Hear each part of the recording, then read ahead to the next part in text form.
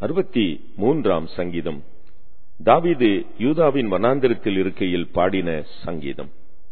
தேவனே, நீர் என்னுடைய தேவன், அதிகாலமே உம்மை தேடுகிறேன். வறண்டதும் விடாய்த்ததும் தண்ணீரற்றதுமான நிலத்திலே என் ஆத்துமா உம்மேல் தாகமாயிருக்கிறது.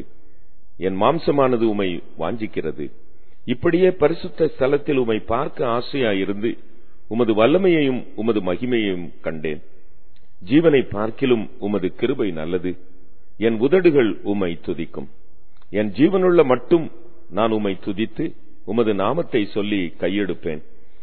நிணத்தையும் கொழுப்பையும் உண்டது போல என் ஆத்துமா திருப்தியாகும். என் வாய் ஆனந்த களிப்புள்ள உதடுகளால் உம்மை போற்றும். என் படுக்கையின் மேல் நான் உம்மை நினைக்கும் போது ராச்சாமங்களில் உம்மை தியானிக்கிறேன்.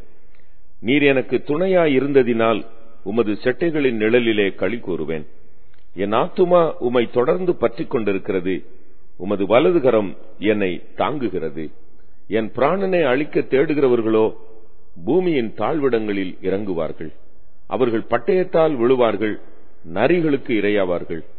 ராஜாவோ தேவனில் களி கூறுவார். அவர் பேரில் சத்தியம் பண்ணுகிறவர்கள் யாவரும் மேன்மை பாராட்டுவார்கள். பொய் பேசுகிறவர்களின் வாய் அடைக்கப்படும்.